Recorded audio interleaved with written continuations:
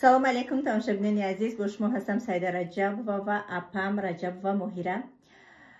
аз ин лаҳзаҳои тиллоӣ истифода бурда ки якчанд рӯз шуд ки апам дар хонаи ман меҳмона. имрӯз аяпаи ман интервю мегирем ва сета саволҳое ки бениҳоят консултантҳо зиёд метиҳанд аяпам савол мекунем ва аз хиди хидчон мефаҳмем ҷавобҳои аниқу дақиқа.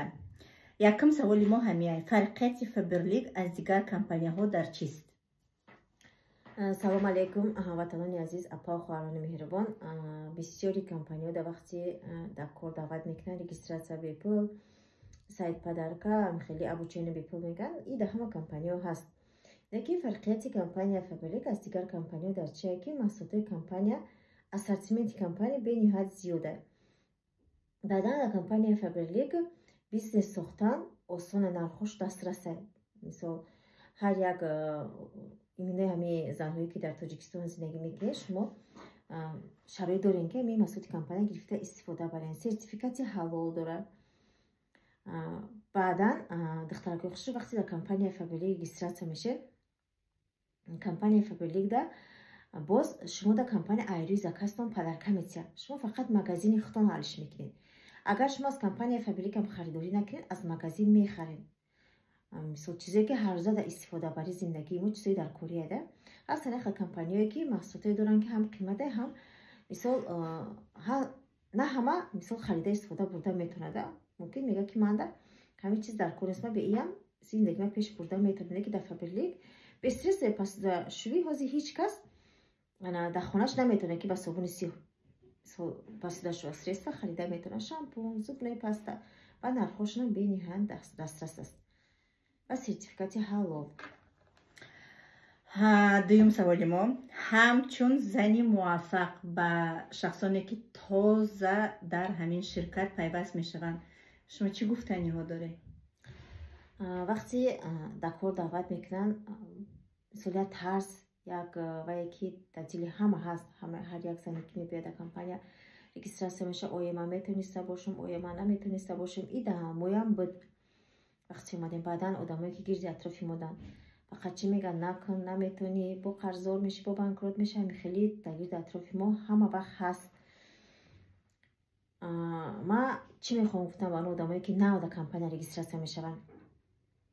сабр кунед ва худтон анализ кунед.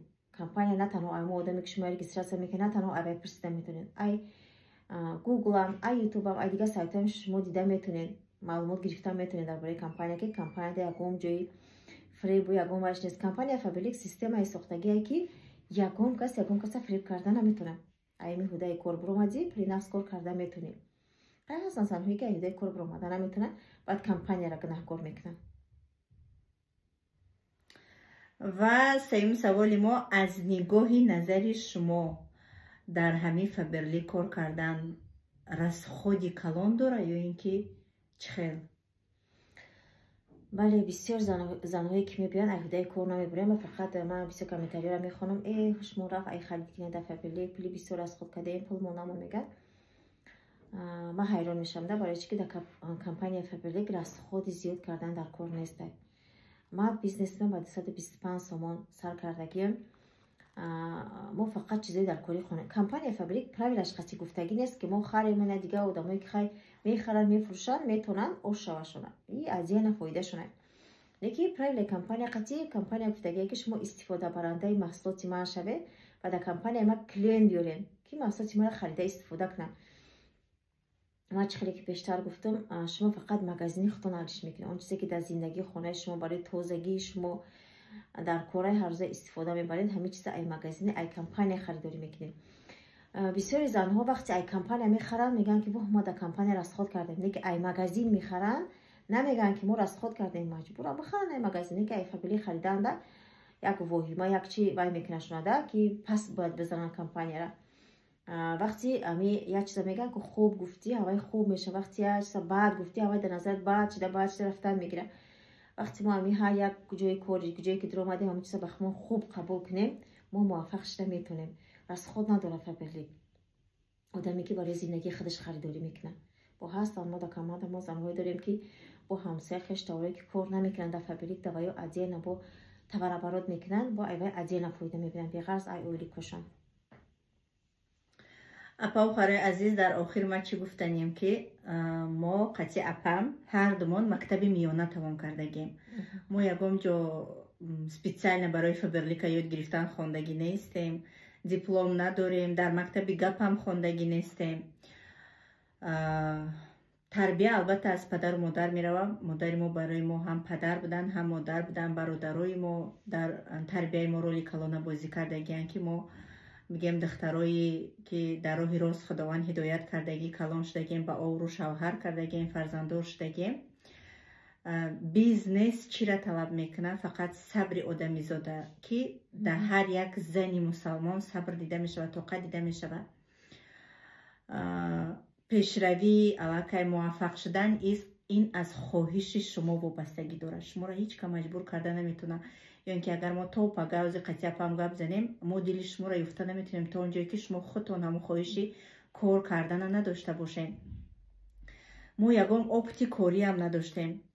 لیکن ما در همه اویلمون از همه فرزندی خوردی هستم. 8 فرزند هستم و به حد ایرکا بودم. در بین اپومم اکومم چقدر ایرکا نگاه میکردم، کلون میکردم. اوچمم پستیان همه حالت در پشتی ما میگرفت. من فبرلیکس خاراکترم آمدگی اپا و خواهر. من خاراکتری من در زندگی تیز بود. تیز قهر میکردم، تیز گریه میکردم، هیچ کس گوش نمیکردم. فبرلیک منو تربیه کرد.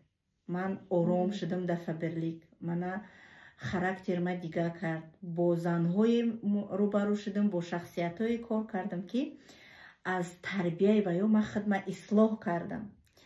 در زندگی زنی آرام شدم، زنی دست بخیر کو بودم، لیکن باز هم دلم کلان شد. وقتی که ما شوهرام پول میته در زندگی 1 سوم نیم سوم جمع میکنیم، 1 سوم میمونیم، راسخود مونده لرزه راسخود میکنیم که اوه ما دیگه این کپیلکا را راسخود کردم، ای کجا میبیارم. هدف برلیک در خود دما اومد که برای راسخود کردن و یا ما داش فکرش نمیکردیم. ایده کردیم و ایده کردیم. همه اویلمون ابیسپیچ کردیم. داش ای اویلا بیرو بخش تبرو با مقصد شخصونی نزدیکی که ما میشناسیم، همسایه و دیگر. و نه تنها بگیم خودمون عوض کردیم، بلکه ما در فبرلیک کار کرده روز قیامت هم آباد کردیم با خیر و صدقه هامون. از همه مهم ما محتاج یگام کس نیستیم، از یگام کس پول نمیپرسیم. البته یک مشکلی دمیزنی نمیگی دیگه در کدام استاتوسی در کدام میریم. امروزا میبینیم که در سامانه های اینترنتی چه زنهای بسیار هستن که با 4-5 کودک در کوچه ماندگی هم پول میپرسن. در همین حالت من بودم. با 3 کودکم در یک جنگل بودم. لیکن اپام فقط نصیحت میکرد صبر که سایده میشه و همش آخه من چه خیلی صبر کنم، زیق شدم. این بسیار بی‌صبری میکردم، لیکن با نصیحتی کلانو، با بگیم صبر و طاقت، خداوند همین خیلی توغری کرد که در همین کمپانی آمده. همش هم دیدیم، پولم دیدیم، مولم دیدیم. الحمدلله ما را پول عوض نکرد، لیکن در برابری که زندگی ما عوض شد، رو به بهبودی آورد. ما علاقه جایهایی که بعضی بایها نمیتونن رفته ما میتونیم رفته. معاش ما همینه اجازت میده برای ما که ما رویم تماشا کنیم، بخریم، زندگی خوب داشته باشیم، نقص خرید کنیم در خانمون. بسیار کامنت های بزرگ میشه، لیکن من چی گفتنیم؟ ما با یگام комментария سر به سر نمیشم. Это ваше право, как говорится. این حق شماست که شما چه ما را بها میتیم. لیکن ما با یگام комментария سر به سر نمیشویم که وقتی که آدمیزاد موفق شد خیلی رو پیدا میشوند. значит ما موفق هستم، значит ما پیشروی کرده تونستیم. شما را میخواین که در کامند ما بیاین، همراه ما کار کنیم. همراه اپا ما حاضر تنها رقم های اپا ما روی اکران میگذارم. رقم های تاجیکستانی واتساپ داره، میتونین در واتساپش بنویسین. автор میگیرم سایتش دارین подписаться کنین. ما شما در 99% نیست 100% гарантия میتیم که پشیمون نمیشه. و ما از دیدن شما در کامند اخوان به نهایت شاد میشویم. در کامند ما شما زیقی نمیبینین، فقط پیشروی موفقیت، برای که ما سریوز نکار میکنیم درباره زندگی بیرون از موضوع کار. در گروپ های ما گپ زیادی نیست و نگفته نمونم که ما تنها با زنها کار میکنیم. تنها زنها میتونن که مراجعت کنن.